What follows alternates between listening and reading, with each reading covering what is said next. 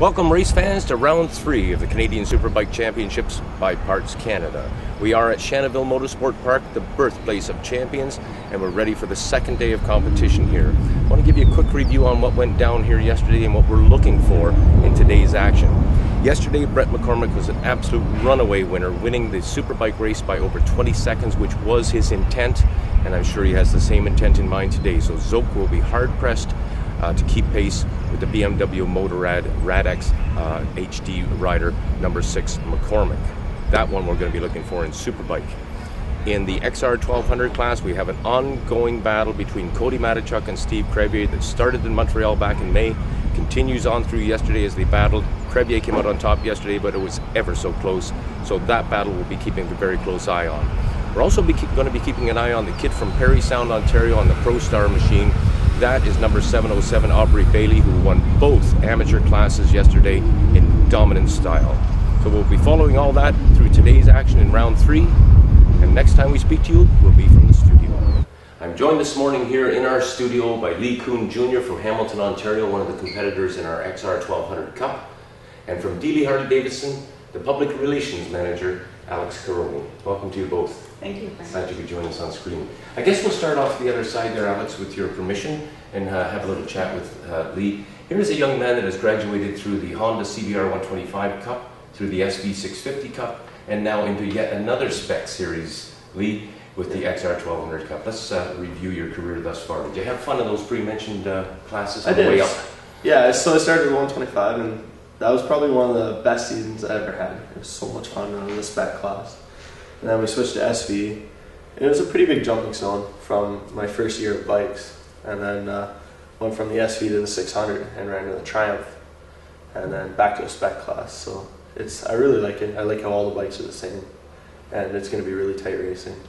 Let's jump over to Alex for a moment when we talk about the success of this class. Alex, all the XR 1200s out on the grid, and what is really, really impressing me, and I'm sure this was part of the game plan, was the dealership participation. Absolutely, that was fundamental to us in setting the series up. But at the same time, what we wanted to do is really entice racers that maybe came from racing other classes and other brands to basically say, you know, I want to race a Harley, and we've done that with a program that really supports the racer and makes it motivational for a retailer to get involved as well. So we're very pleased about that, and so far, you know, it has the good component, I think, of grassroots, yet being a national series.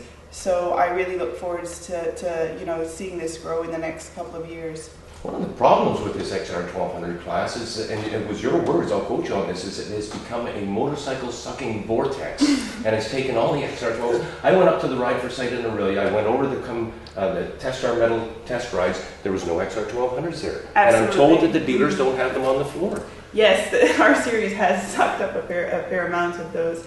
And you know, I think it's also the fact that now there's more and more customers out there that recognize Harley also as a brand that makes performance bikes, and that's really what we're kind of also trying to display and show with this series. So we're definitely seeing an impact in the sales of those bikes, and not only that, more than anything, a impact in terms of people that actually now are involved with the brand that we never thought would really, be part of the Harley family. And so we're very glad to be welcoming those new members on board. Yeah, well, I couldn't help but think about this on the drive down this morning as I was thinking about our interview, that it's no secret that motorcycle sales are down. You know, the dealerships are struggling to make ends meet and what have you. And I'm thinking to myself, well, jeepers, Harley could sell more motorcycles if they give them motorcycles.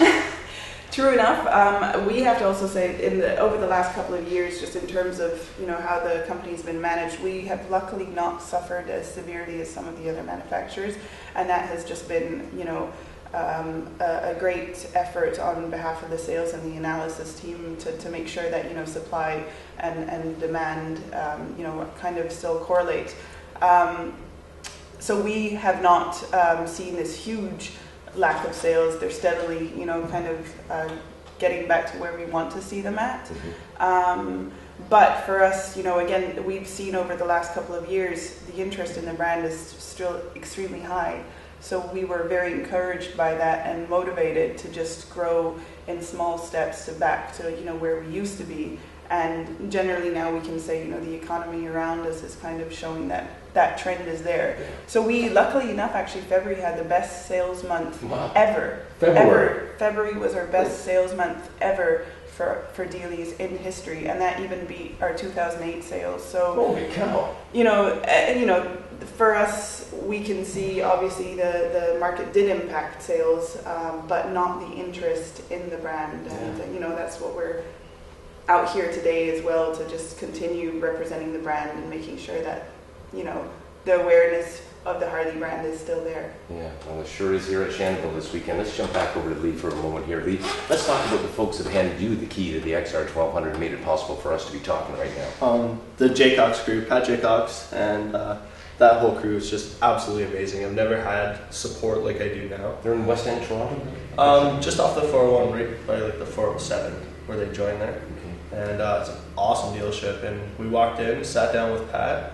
We had talked to him on the phone a couple times before, and they walked me out to the bike and said, "Here you go, and you guys are racing for us." So. Here we go, indeed. Here we are going into round 3. You've got 2 races under your belt so far. How are things going for you? It's going good.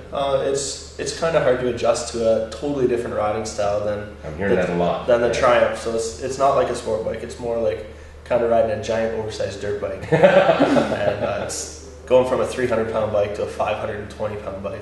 It does make a difference, but the bike does. It handles very well, has lots of torque, and it's really fun to ride. I've got a sneaking suspicion that when you rode the other brands, there wasn't so much brand loyalty, people coming around with brand hats on to get you I've never seen... I think that's happening now, isn't it? Yeah, I've never seen this much before. Like, the Harley people are just so into it, and the fans that come out to watch a Harley on the track is just incredible. All the people that I've talked to that have never been to a race before, and now they just come just to watch a Harley. Yeah. Those are very, very promising traits, if you will. And remember, Lee and Alex, of course, we're on the cutting edge here. Things are only going to get better. Yeah.